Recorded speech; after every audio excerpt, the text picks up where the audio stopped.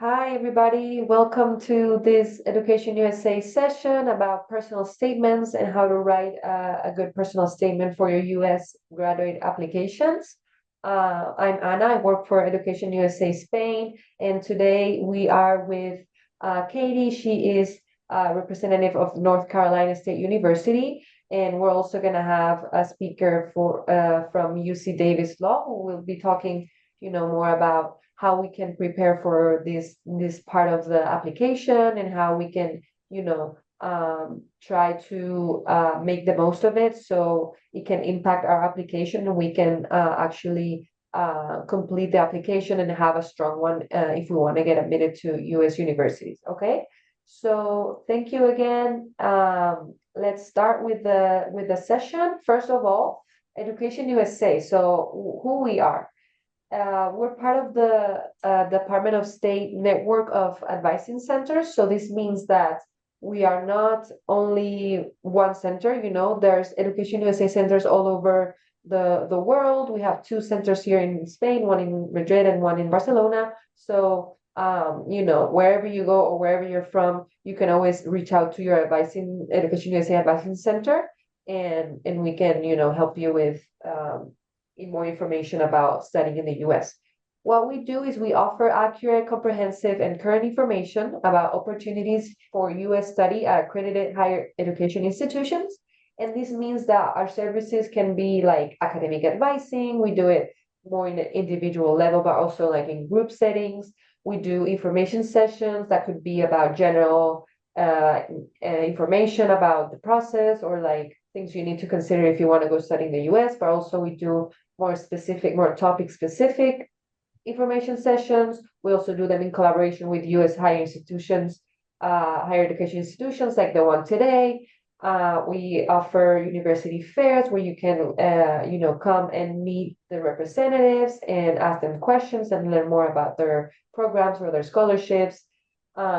We also travel around Spain and we do presentations at local schools and universities, so you can get to know more what we do and how we can work with you and help you.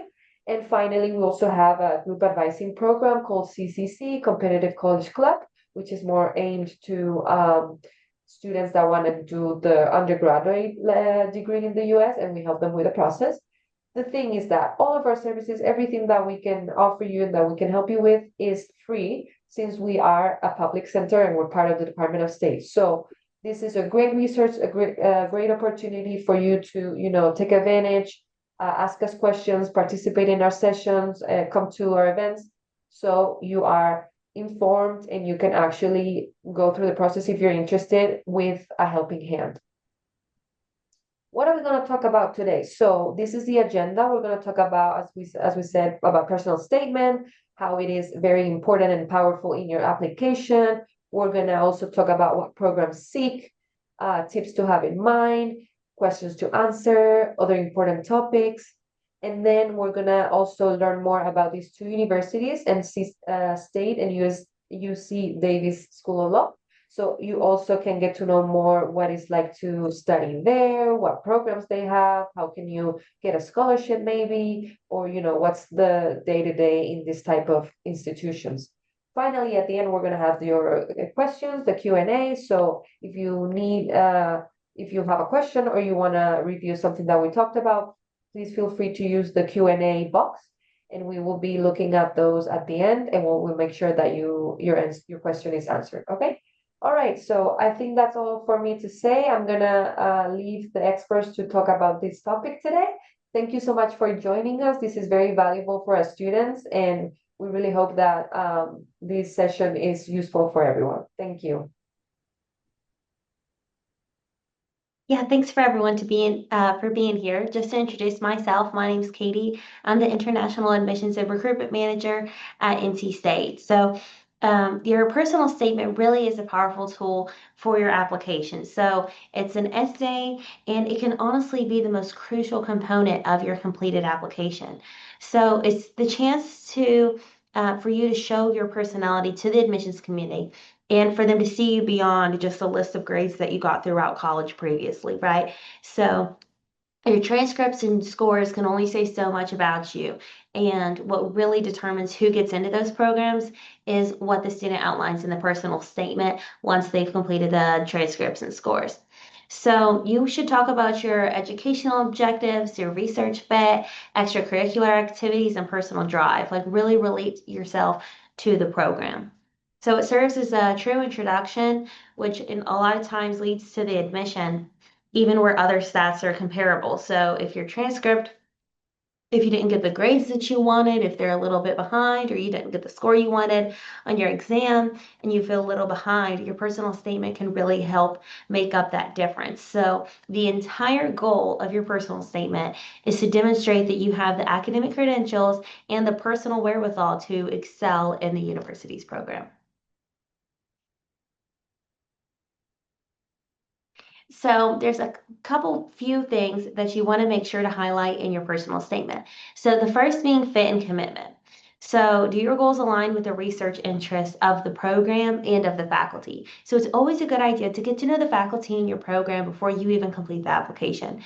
Every school will have a list of all the faculty in that program listed on their website, and each faculty member will have their own page on the website. So you can go and see all the faculty's publications, what's their research, and find a faculty member that you could see yourself working with, who you have matching research interests with, and reach out to them before completing your application and mention their name in your personal statement. Really show that they're the ones that you want to work with.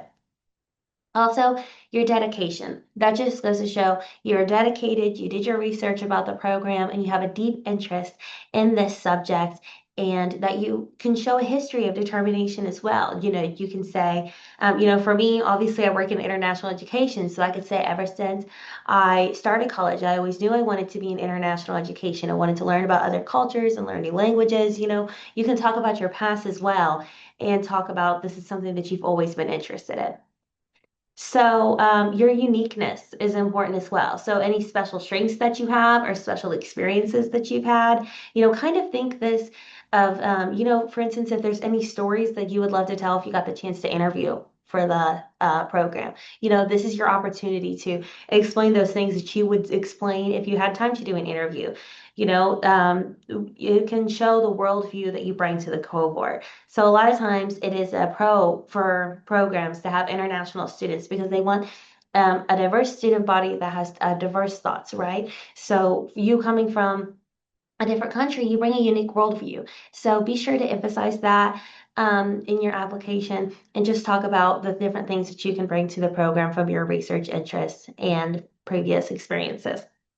And that all goes into storytelling. So this is all just supposed to be a compelling narrative that explains why you want this specific degree.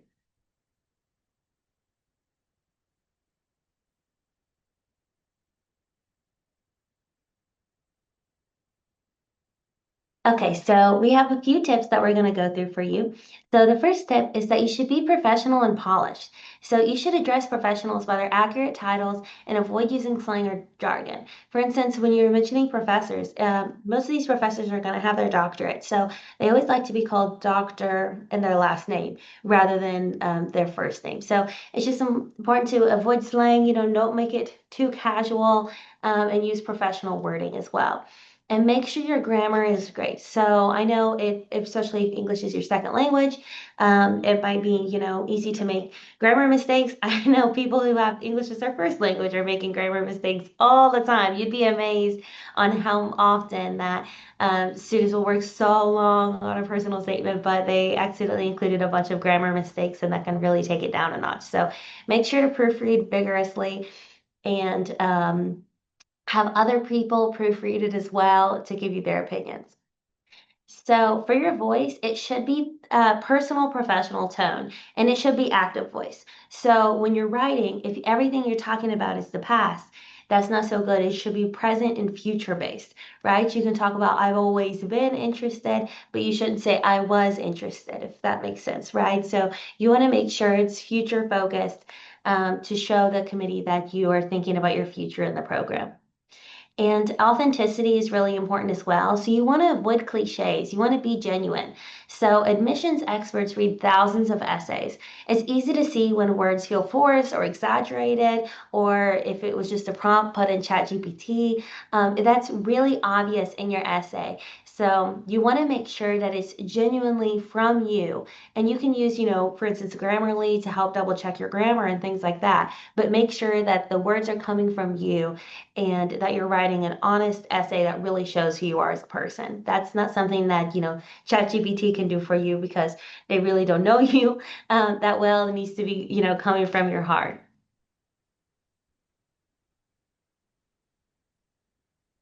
So the tip two, we kind of touched on this before. You want to define your future. So the why is your enthusiasm for the discipline. Why do you know that this is the right program for you? Why are you even interested in this topic you're interested in researching? And then the how. It details your research interests and your future plans. So what are your dreams and how do you intend to make them happen by completing this program? So you need to explain how you intend to apply the knowledge gained from this program into real world scenarios to better your community. That's honestly one of the best things you can put in your personal statement. And like I mentioned, it's best to use specific examples and memorable moments that made you who you are today. For example, if you're interested in science, you could say, ever since I was a child, I was always interested in going outside and learning about the world around me. And I was always carrying around my microscope. And that has led me to do all of these amazing things and have a passion of research in this. So I think that when you can tie it back to that and make it personal, that makes your essay a lot better. So you should address challenges directly as well. Don't be afraid to, look at your transcript and think of the mind of the admissions committee. If I was looking through my transcript, what would I be concerned about? If some of your grades aren't so good, you can address those challenges directly, and the personal statement is your place to explain, right? So one of the things admissions committees are looking for is your ability to overcome challenges. And this is your opportunity to show that you're able to overcome challenges, and if you had a time where your grades took a dip and then you came back and were more successful than ever, that is something to highlight in your personal statement. And you can frame it positively, to use it to demonstrate perseverance, improvement, and the learning that follows those challenges. So, showing how you overcame a hurdle is a huge green flag and shows your determination for university studies as well. So, another thing, this will be my last tip for me, and then we'll pass it over from Melvin. So you want to connect personally, like I mentioned. So, always, like I was mentioning, telling a little story, that can be an icebreaker, provide insights into who you are and your motivations. And storytelling is really important. Even if you're into sciences, storytelling is really important when it comes to getting ahead in your career. So you can share life experiences, personal inspiration that prompted your quest for further education. Um, and also why you've chosen the specific program, like I mentioned. So reference those faculty, reference those specific courses and the department's mission. You can look at the department website, see the language they use, and incorporate that into your personal statement. That shows that you really align well with the program. And this means when you connect personally to the program, that means that it takes more time. You can't write the same personal statement and send it off to multiple universities because each personal statement should be, some of the things should be the same, but you'll need to go and make sure that you have tailored each personal statement to each university you're applying to mention the specific faculty, specific courses, and specific department language that's used on their website. So, and that's how you really start to endure that, great connection with the faculty. And that can just be built upon, like I mentioned, by reaching out to the faculty before you submit the application. But now I'm going to pass it over to Melvin to give you some more information about all this. Thank you, Katie, for those great insights, and thank you, Anna, for the great presentation and introduction. Um, like Katie mentioned, it's really a document that should talk about your personal, academic, and professional background, right? Those are the three main areas that you want to highlight in your personal statement, and the three main areas that you can talk the most about. It's really different than writing a resume. Like Katie already outlined, it's very important that it's kind of a story. I think that's what admission committees are looking for, rather than dry facts. And how do you do that? It's by talking about yourself. So I show here the areas of focus: the personal, academic, and professional background. But for each and every aspect, you could talk about past achievements, present skills, and your current situation, as well as your future goals. So that would mean that if you talk about your personal background, you could talk about your past personal achievements, your present skills, and your personal situation, and also your personal future goals. And the same is valid for the academic topic, and the professional background, right? So you can basically, if you take 3 times 3, you'll have 9 little subtopics. You could see them as paragraphs in your personal statement. So it gives you pretty much a body of the personal statement to work with. If you ever get stuck or don't know how to start writing your personal statement. So very important to be authentic and talk about you, like Katie already outlined. Create tangible, make tangible stories become something that is the foundation of your document. Next slide, please. Thank you. So, I sometimes I get a lot of questions asking, well, what specific questions can I answer, or how do I really start writing this personal statement? So I just came up with some questions that can help kickstart you writing this personal statement, and for each individual aspect. So let's take a look at some potential questions that you might ask yourself and answer about your personal background. For the program or the degree that you're choosing, do you have any relevant personal history? Is there something that could make a good story that you want to share, or that the admission committee might be interested in knowing about you? Uh, this might be something from your personal background, right? The past, which I told you is one of the important aspects to discuss, as well as did anyone influence you? I know that in the United States, people are very big on having mentors. This might be different in different parts of the world. So if you have a mentor or someone who influenced you in a positive way, this is something that you can mention also. Maybe you had a person who you really looked up to, and guided you into the area that you're interested in. This is always worth mentioning, as well as what your inspiration is to go into the field that you're choosing, right? Those are all very personable and relatable stories that actually are very interesting for the admission committee to know, because this is additional information other than just reading what there is in your resume. Besides these questions about your past, like I mentioned, you can also talk about your personal qualities. What is something that really is something that you're good at, right? This is again something that I feel like in certain cultures might be a little frowned upon, or not done, talking about your skills, talking yourself up. If you're thinking about admission program, it's a competitive process most of the time. So you want to make sure that the admission committee knows what your strengths are, and why they potentially should choose you over someone else, with the personal qualities that you have. And then, of course, with the personal background, you can talk about your future goals, personal goals. What do you see yourself doing in the future? So those are some questions that you could ask yourself with regards to your personal background. Next slide, please. Thank you.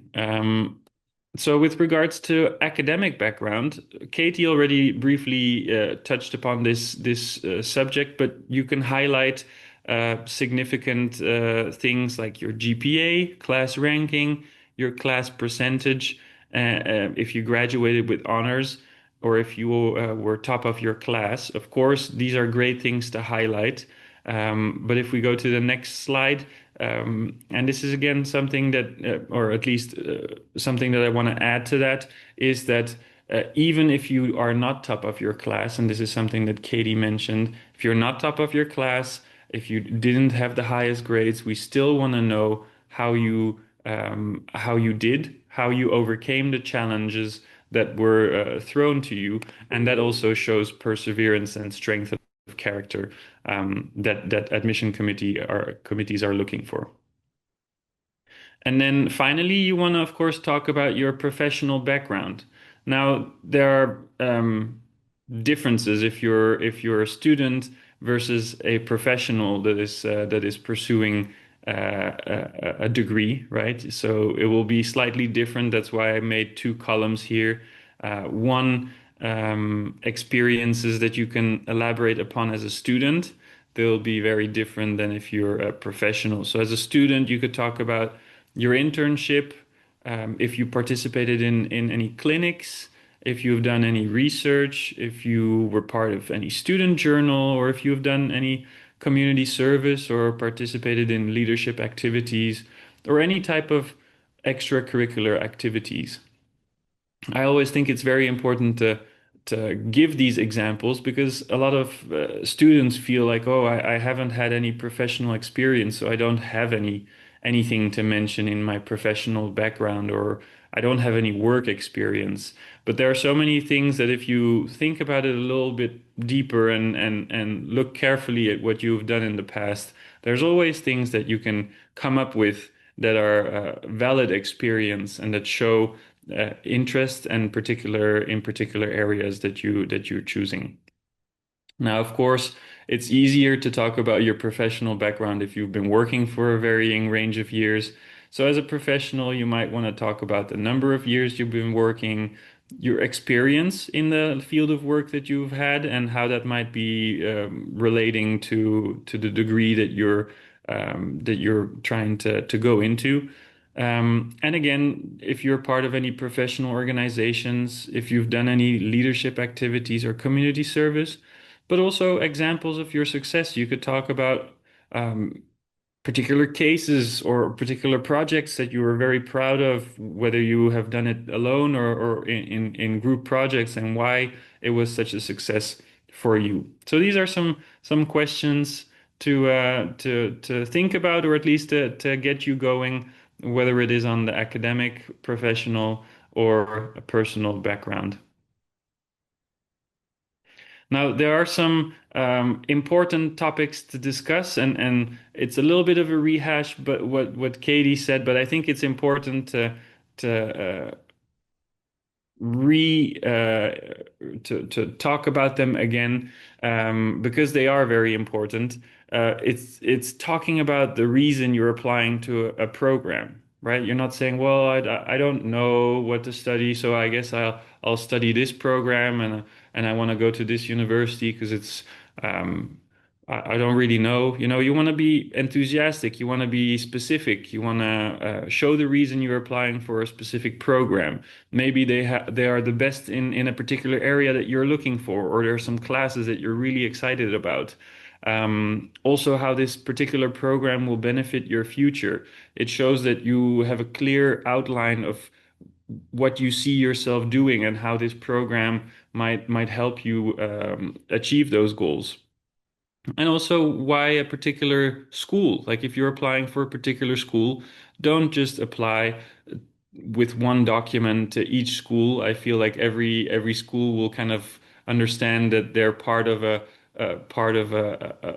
big lot of schools that you're applying to if you aren't specific. So that always makes a big difference. And of course, I think it's important to share why they should pick you. In some cultures, again, it might not be something that is done. But I don't think people shy away from that in the United States, so you shouldn't either.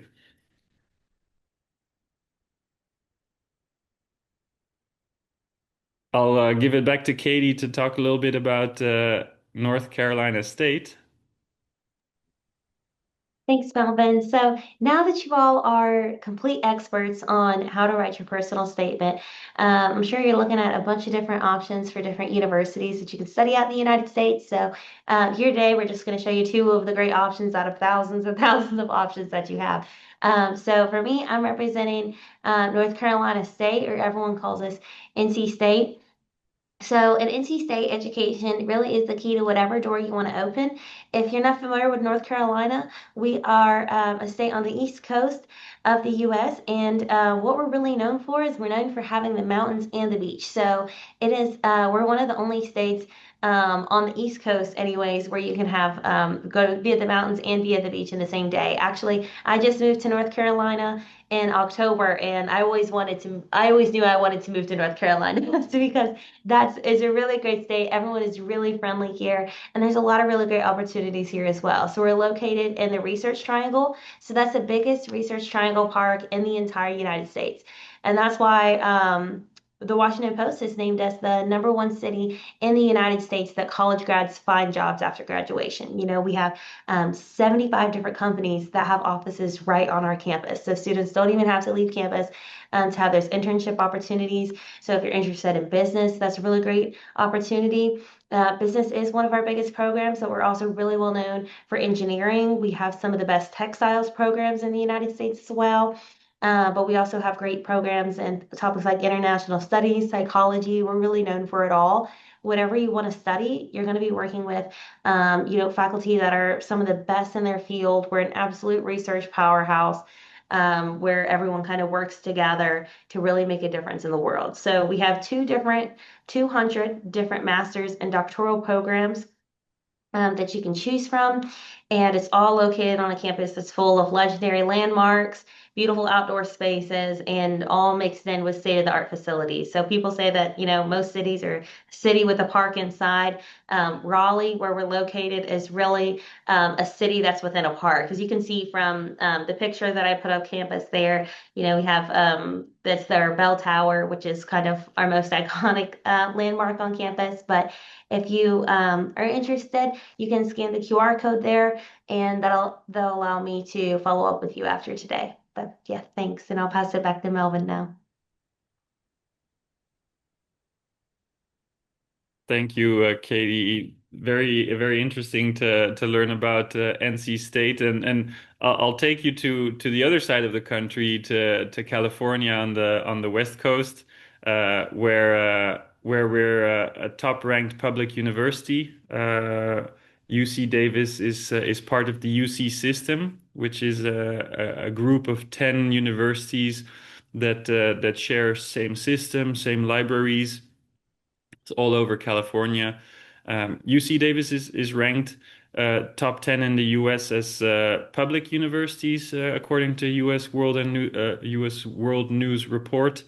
Recognized among the nation's best for value and student financial success. And it's a global leader in sustainability. Every year there is a lot of investments that are made for sustainability, and it's a major research powerhouse. I think our biggest focus is on agriculture and veterinary school. We're really highly ranked in over the world for veterinary and uh, for veterinary and for agricultural schools. But of course, any other imaginable subject and major or undergraduate program is available at UC Davis. We're also in the middle of everywhere. It's kind of the opposite of being in the middle of nowhere. We're, like Katie mentioned, on the West Coast.